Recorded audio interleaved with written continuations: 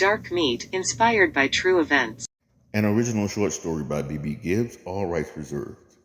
I loved my mama, but she didn't love me. I don't think it was a choice for her. I don't think it was possible for her to love me, being what I am. It was 1921. My mama was just a girl working weekends to help Grandmama Claudine with cleaning and cooking for Mr. Marshall Johnson, a prominent politician in the city. My mama was 13 when she was alone in the house with Mr. Marshall. Grandmama's leg had swollen up from a cut and she couldn't work for a couple days, so Mama went in her place. Alone in the house, Mr. Marshall took Mama for his pleasure and told her if she didn't want Miss Claudine to lose her job, then she better keep her mouth shut. 'Cause as he put it was hard for niggers to keep jobs round here. Terrified and in pain, Mama kept her sin secret until it couldn't be kept no more. Being a Christian, getting rid of me was out of the question. God would not forgive taking a life that did not ask to be created.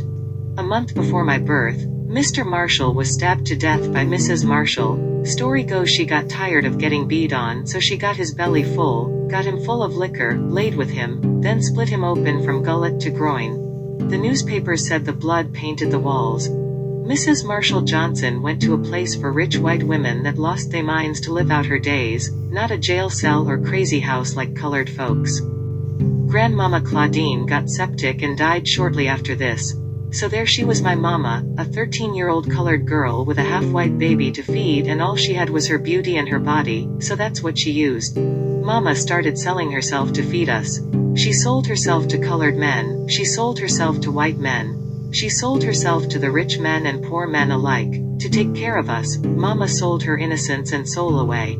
Years later she met a local gangster, 5th Street Black. He taught her his business. He ran girls, guns and hooch. When Black was gunned down by Klansmen for being uppity, Mama took over his operation and became a guerrilla pimp that ran the girl with an iron hand. Now she no longer had to sell herself. Now she sold the desires and dreams of other young desperate colored women. During all these years I had grown and blossomed quickly, becoming a long-legged beauty just like my mama, just with red hair, green eyes and high yellow skin. And that's when an angel of a man walked into our lives. His name was Samuel Booker. He was a tall, strong, beautiful colored man that truly loved Mama, and I think it was this real love that was the problem. Because real love can make people go crazy. And when you take a woman like my mama who had never knew any man's love and give her true love, it's enough to make a woman go crazy. And this is what I believed happened to my mama to make her turn on me the way she did. I loved my mama and I loved Samuel, but as a daddy, I never wanted him for me. I wanted us to be a family, but what I got was insane jealousy, hate and accusations from my mama, swearing that I had eyes for Samuel. She told me I was smelling myself. She said that because I was a woman now, that I must want him for myself. This went on and on for years and I took it. I took it all because I loved my mama and I loved the way Samuel treated her.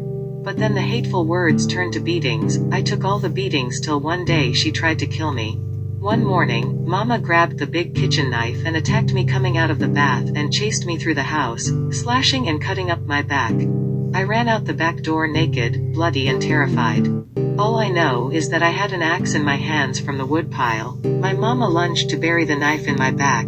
I closed my eyes, turning as I swung, just knowing I was about to die. When I opened my eyes, I was bathed in blood. Mama's head was on the left of me, her eyes still twitching, and her body on the ground in front of me, her hands clawing at the dirt.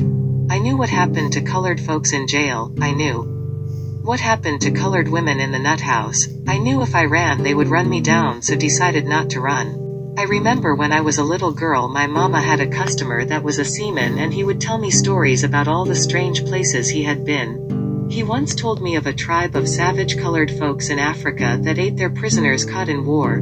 He said you gotta be real crazy to eat a person. So if me being crazy means not going to a colored prison, I knew what I had to do. I had to cook and eat Mama. I brought Mama into the house, put her in the tub to catch the remaining blood and all. I got the hacksaw and cut her up like we did the hogs. It took all day, but I cut up and cleaned Mama, packed most of her in the icebox and made a stew of the rest. Later that night when Samuel came home from work and after we ate dinner I told him what I did and he looked at me with shock and tears in his eyes and fell over dead. Heart attack, they said. I turned myself in to the police, and here I am 10 years later sitting in this room telling you my story, and I know I will never leave this place while I am alive, and I'm okay with that. I am right where I need to be.